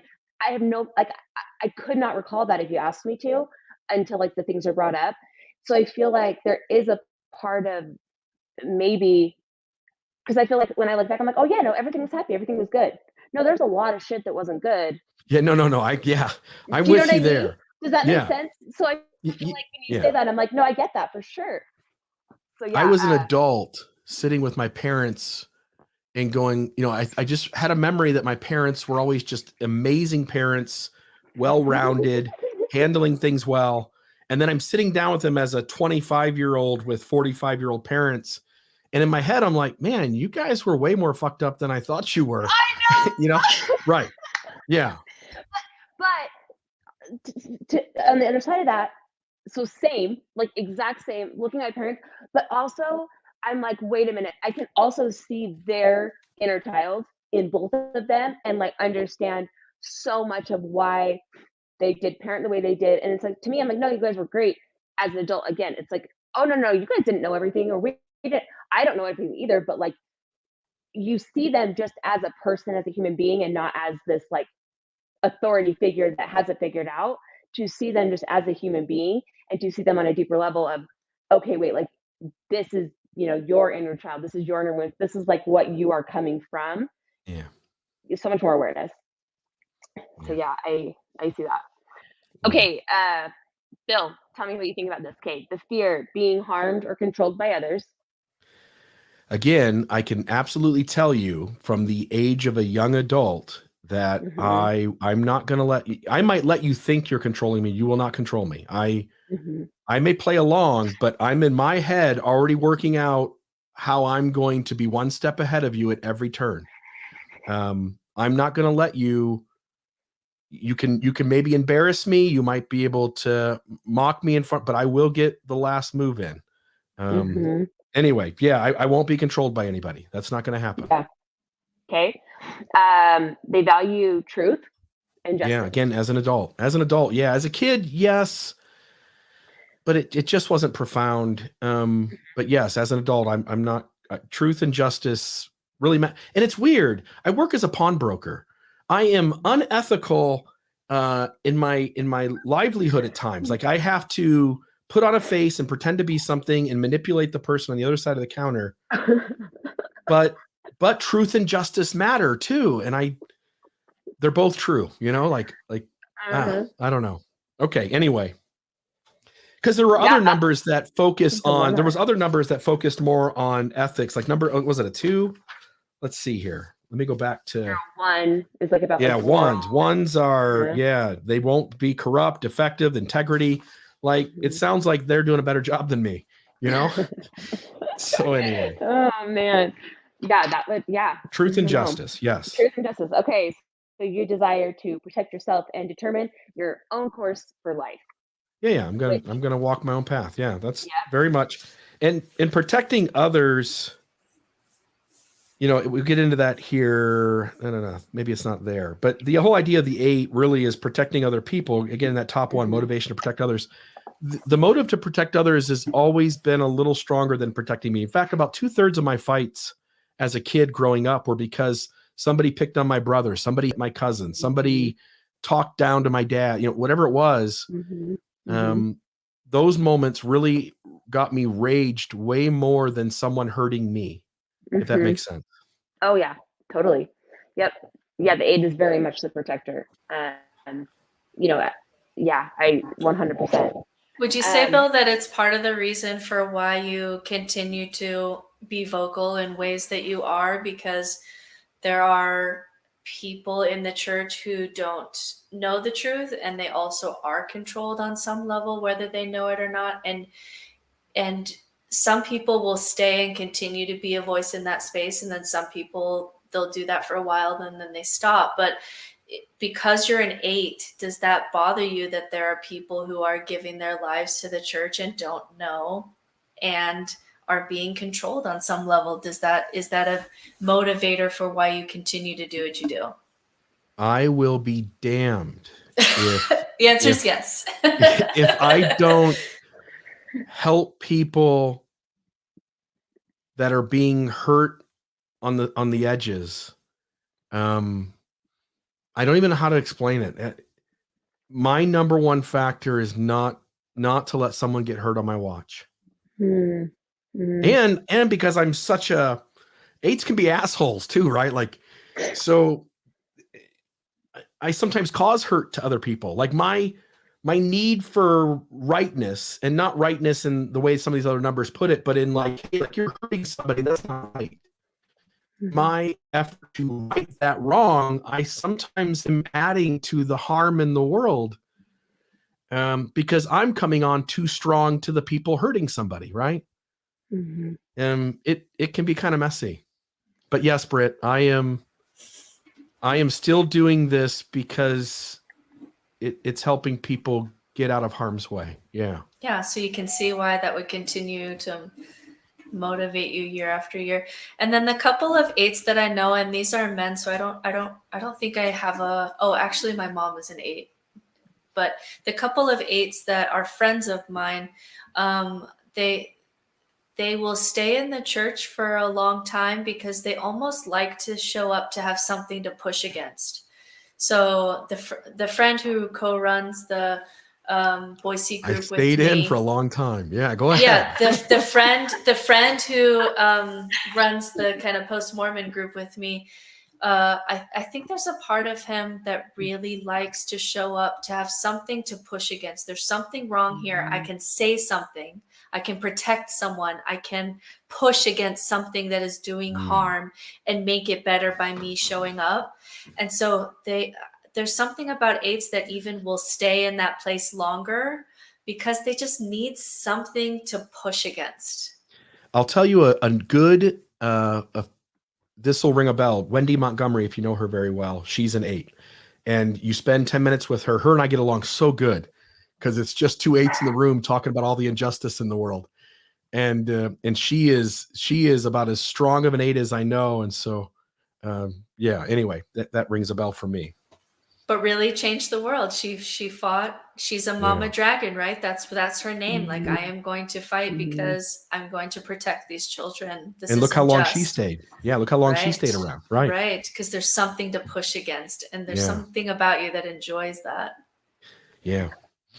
I think about your early podcast, Bill, when you were still in, and you would like I remember there was one that you just like left church, and you're like, no, I had to leave. I had to walk out because you were like on the inside trying to maybe protect, but really quick, I want to say this: the unconscious childhood message for an 8 is it's not okay to be vulnerable or trust anybody.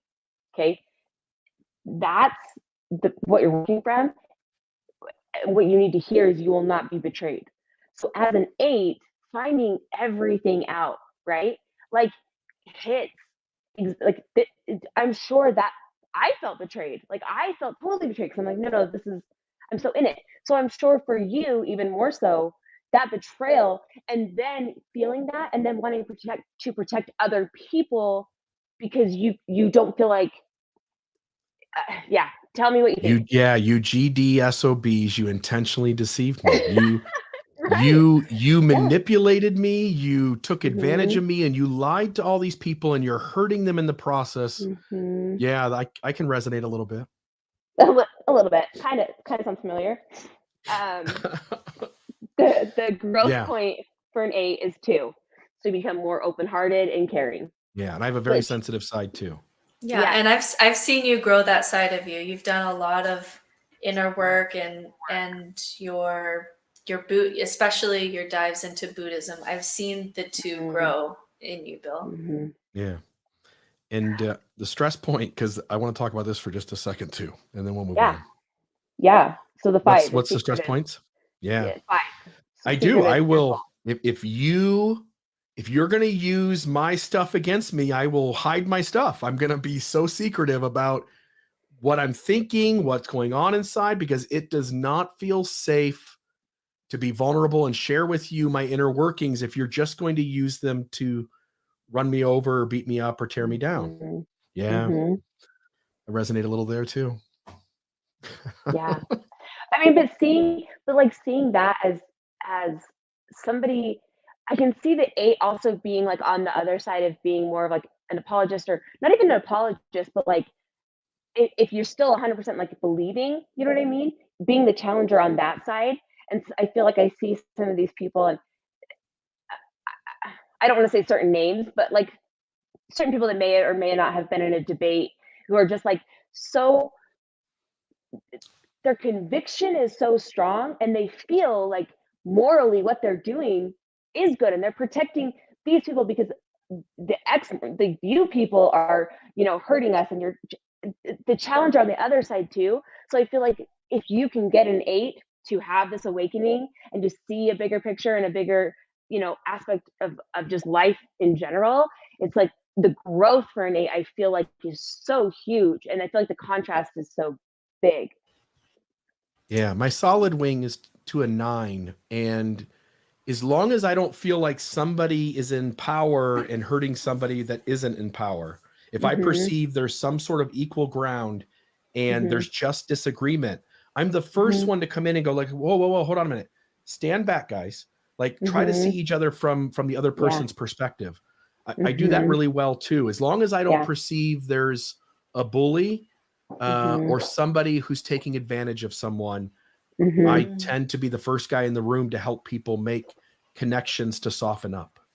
But you're right though, if there was a debate and there was 2 unhealthy 8s that didn't have that self-awareness of like, hey, sometimes I'm immoral too, and they were like fueled with self-righteousness for their cause, and they were also refused to be vulnerable because it feels too unsafe, that would just be the worst debate to watch. There would be no even ground for there to be a conversation that would be of any interest.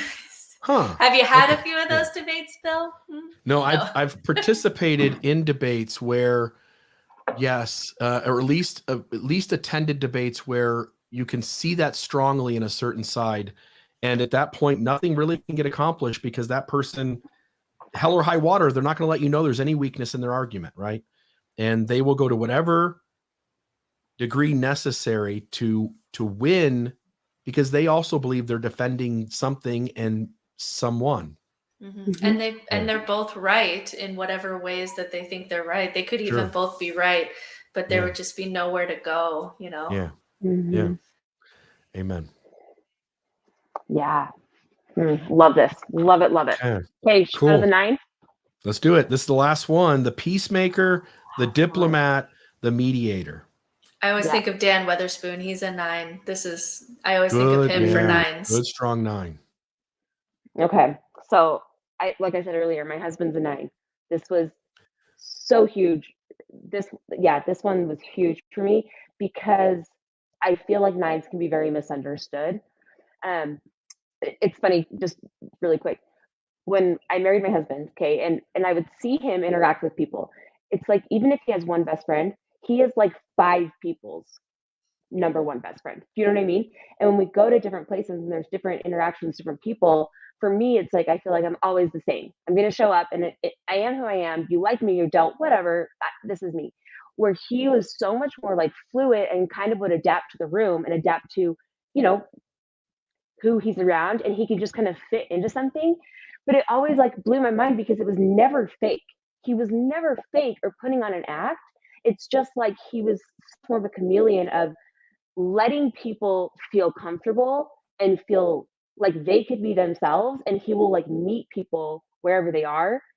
And at first, like I said, it was like, why aren't you the same person every time? Like, you don't think that, you don't agree with that. And I can't remember, I wrote something down. I don't have it. It was like agreement. It's like, you don't have to, just because you like let it go, just because you like let it be, it doesn't mean you agree with it. You know what I mean? And that was really big in seeing that. It's like, if he didn't agree with what somebody said, he's not going to say anything. He's not going to challenge it or bring it up. He's just like, okay, cool. And I'm like, whoa, like, why didn't you say, like, well, that's stupid, or like, no, that's not true, or this isn't real, or something. And it's like, well, no, what does it matter? Like, he just lets people be them. And he doesn't want to disrupt somebody else at the expense of getting what he wants out of the situation. Yeah, because he genuinely just wants peace. Like, peace is more important than his opinion. And for a 9, I just want to say this, it is hard. Sometimes 9s genuinely don't know their opinion on something. They don't know.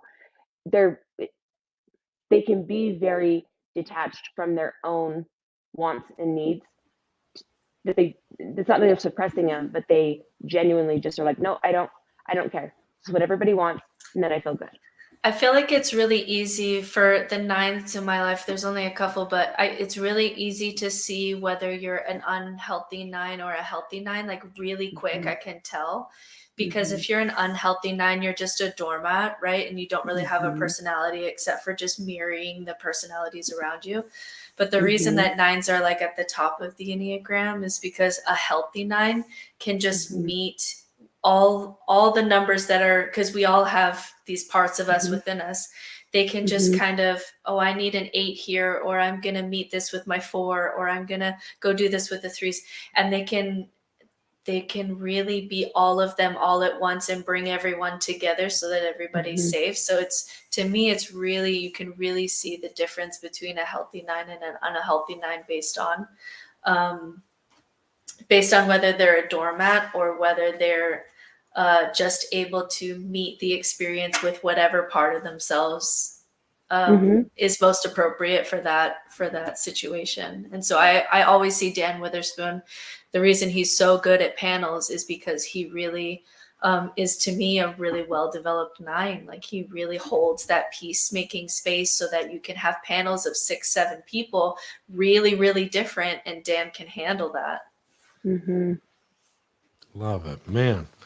And you can see, again, it just in this space, if you say, okay, well, here's Dan Witherspoon, and here's Gina Colvin, here's Bill Reel, here's Brittany Hart, you can suddenly go like, let's put a room together, and how would we interact with each other? And if something contentious was brought up, I would be bothered by the peacemaker's apathy to an issue. And I would be like, come on, damn it, get on one side of the fence or the other. Meanwhile, that person's trying not to cause harm to everyone else in the room, and not just standing up for right or wrong isn't the only thing going on. The 8, that's what the 8 cares about. But the 9 has other things he's thinking about. Same with the 4, the 7. Like, they all have different things going on in their head. And they're all equally important, but it's like, just because of how we feel. No, they're not. We feel like that's the most important. Exactly. Stop challenging 8. Okay, so motivation. Let's do this. So motivation for 9, maintain relationships. We covered that. The fear is that loss of connection or separation. So whatever we can do to keep the peace. I just don't want to lose this or lose anybody. They value, again, harmony, connection. What they want is peace of mind, peace around them, peace in their environment. And I think, like, at the core, like, an inner stability of like, okay, I think finding that peace in yourself is so big for a 9 too. The unconscious message for a 9 is it's not okay to assert yourself. So, I mean, if you think of a child, like, in a home, and there's, and I don't want to say this in a, not calling him out, but like, I've asked my husband about that before, and he's like, I just feel like, even as a kid, I would look at everybody else coming to my parents or whatever, everyone had problems, and he's like, so let them, everyone's bringing something. And so and my husband's like the middle of 5 kids, he's the third. So it's just like, I feel like he was very much of, I'm just gonna stand back and I'm gonna chill and you guys do your thing. And I just don't want to rock the boat anymore. You know what I mean? Whatever I can do to kind of like ease the waters a little bit. But if that's the message of, it's not okay to assert yourself, then the lost message for a 9 is your presence matters. And I feel like that's so big because 9s are so good at making everybody else feel like their presence matters, that having that awareness and being able to help a 9 feel like they matter and who they are and they're, I think that's really, yeah, I just think it's, again, I have like that connection. So to me, it's like, I'm just passionate about that one, maybe. I don't know. Yeah. So I'm curious, in your marriage at the beginning, while you're still learning about who you are and you're married, like was confrontation, like was your husband just like trying to get out of confrontation as soon as possible in whatever way possible? So, yeah, so we learned the first couple of years, like we ended up doing couples therapy for a little bit. And because to me, you piecing out and going to sleep, that's his way to cope. And that's his way to, it's like we would get in an argument, right? And he would just go to bed. And then I would be up for hours just like thinking and like I couldn't go to sleep. My mind couldn't shut off because I was just trying to, I'm not as emotional, like I need to feel connected to you. I don't care. I need to understand why you acted this way. If I can understand the motivation for this behavior, then I can be like, okay, this makes sense. I can process it and then I can like let it go. You know what I mean? I'm not gonna stay on it forever. But if I don't understand you or what you're doing and why you did that, and then you just check out, to me, that felt just as abandoning as for him if I would have just like left. Like if I would have physically left him, I've only done that one time in like a fight. I just like left and turned off my phone and I was just gone for a couple hours. And it was like, he was so upset in that moment of just like, I didn't know where you were. I didn't know what was going on, like what was happening. And I'm like, well, yeah, like that's how I feel every single time you go to sleep. Like just because you're physically there, to me, you're not. So yeah, it was a really big learning curve of, I need you to talk to me. I need you to not just go silent, but understanding that that's not, he wasn't doing it to be mean or to be hurtful. It's just that is how he deals with his stress. Yeah, my youngest brother is a 9, and all growing up, he just, whatever was the peacemaking thing, like he never had an opinion. He never got in a debate. He just, whatever I can do to just like make everything okay is what he would do. And so it's been interesting watching him become an adult and watching him in our family just kind of learn to say, like, I have this need, like I need to go do this, or I have this opinion about it, and actually say it. That was really, really hard for him, and watching him really do that for the first time. There's this kid I've known my whole life. I don't know his opinion on almost anything because he's only for the first time really sharing, this is my space and this is what I think, because he just wanted to, whatever I can do to just calm the bolt down was his role in the family. Yeah. And that growth is huge because it's really hard for 9s to even get to the point to know, what they think and what their stance is on something. So that's awesome that he's able to start, knowing. Love it. That was so fun. Yeah, we got through those 9. I wanted to at least give you a few minutes to talk about, if people go like, all right, I'm kind of interested, I want to figure out what number I am. And they probably just through the conversation probably did, but if they didn't, where they can go to take a test, where they can go to read more, what other resources would you suggest? Yeah. So with the Enneagram, it's hard. Sometimes it's hard to do online tests. They're ready. It's RHETI. That test I feel like is probably the most accurate. But there's no test that's completely accurate because it's only as accurate as you know yourself, right? And so sometimes we have like filters or we have lenses we don't always answer for who we are. Sometimes it's more of like what we want to be or how we want to see ourselves. So sometimes it can be hard and sometimes we just don't know. Like for a 9's taking tests, it's like my youngest sister is a 9 and we were just trying to type her and it was like every day it was a different number and I'm like, B, like what is, it's sometimes it's really hard with just a test, but I feel like the Ready is really good. The EnneagramInstitute.com is my favorite website for the Enneagram. And there's so many resources on there, especially if you're like conflicted on, am I this number, am I this number? You can go there and you can compare the two, and then it'll pull it up of like this versus this, or this, you know, this is how you react in a stressful situation versus this. So I feel like that's the best resource, in my opinion. There's an app, it's just called the EnneaApp, and I think there's a free version, and I think the paid version was like $3 maybe. The app has a ton of information. And then there's a few books that I loved. Chris Heuertz, he also has a podcast. I can't think of the name of it right now, but he wrote a few different books. But the Enneagram of Belonging was a really good one for me. The Wisdom of the Enneagram. It's by Richard Riso and Russ Hudson. That one is like Enneagram gold. The Road Back to You by Morgan Cron and Suzanne Stabile. Another one by Richard Riso is Personality Types. It's using the Enneagram for self-discovery. And then the last one on my list is The Complete Enneagram by Beatrice Chestnut. And yeah, those are all great books.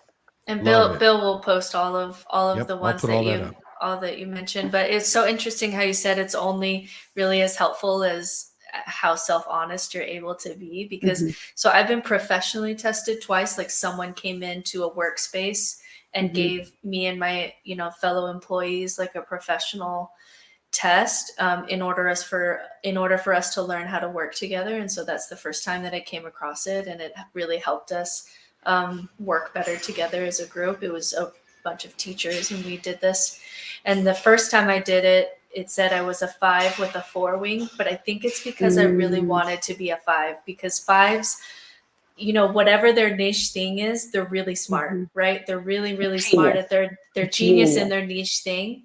And especially in places like philosophy and history where I'm interested, it's a male space, and I really wanted to be a 5. And so the first time I took it, I was a 5 with a 4 wing. And then later on when I took it, when I was able to be a little bit more honest that I'm not, that's not as driving as a motivator as I would want it to be, is when I got the 4 with the 5 wing, because I got more self-honest in that time in between. But the first time I took it, I think I really, and I didn't know I was doing this, but I think I was really driven by this desire to be the smart one, because I wanted to be the smart one, because those 5s are really smart at that niche thing that they're super interested in. Yep. 100%. Good stuff. I hope this makes a difference for people. I really think this is an important spot to spend at least a few hours to read up on and maybe revisit. I try to revisit this about once every year, once every other year, and to just kind of refresh myself on what my wife is, what I am. And it really does help. It helps us talk better. It helps us understand our kids better. So I hope people will utilize it. And I got to say, Jessa, thank you so much for giving us your time today and having us have this space to facilitate this conversation.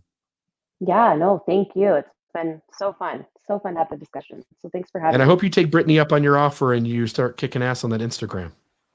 I mean, yeah. Everyone start sending me your stuff. Anyone who likes doing that side of things, hit me up, because I have tons of ideas. So love it. Anything else from you? I think we're good. Thanks so much. Perfect. Have a beautiful day, everybody. Britt, good to see you as always. And you won't be here next week, correct? We'll be here next week. We're doing psychedelics next week. Okay. And then later in the month I'll take after. Yeah. But next week we're going to be diving into psychedelics, and with an expert in psychedelics. And so Bill's super excited. And yes, Jessa. Can I ask a question really quick? Yeah. Will you address this when you do this? I have wanted to do ayahuasca and psychedelics since I've been deconstructing, but as a mom and trying to be reasonable, I have 4 kids and I've had them. So hormonally and different things, I've had to be on different kinds of medications, right? And so I haven't ever gone there, just because I don't know interaction wise, like, can you be on an antidepressant, or can you be on something, and what can you do? Mushrooms, what can you do, if anything? Or do you need to completely be like medically for free. I'll ask him. I certainly don't know enough to even like Okay. pretend Yeah. to have an answer for that question, but I'll definitely ask him. Yeah, it's something that the deconstruction space, everyone is curious about this, especially how it relates to spirituality. But then there's like parts that are illegal and we don't know anything about it. And so everyone has a lot of questions. And so this guy that we're talking to is a friend of mine. He lives in Boise, but he's building like a psychedelic retreat center in Oregon, where you would go for a week or a weekend and do deep work in conjunction with plant medicine. And he's one of the most interesting guys I've ever met. So he was raised Mormon. So we're going to pick his brain and hear his story, and it's going to be super interesting. So if you're listening, definitely tune in next week, and I'll write that question down, and we'll be sure to see, because it's an area where a lot of people post deconstruction are curious about, and I want to make sure that everyone is able to go into that space safely, because there are concerns like that have to be addressed. So that's next week. So excited to tune in for that. All right. You guys have a great day, and talk to you guys then. Talk to you then, Brent. All right. Thanks. Have a great day, Jessa. Thank you. Thanks, Jessa. Bye. This has been another Almost Awakened episode. Check us out at almostawakened.org, where you can check out past episodes, make a donation to keep this podcast running, email us a question or comment, or find out more about the resources shared in today's episode. For coaching opportunities or extra support, visit NoNonsenseSpirituality.com to meet with Certified Spiritual Director Brittany Hartley.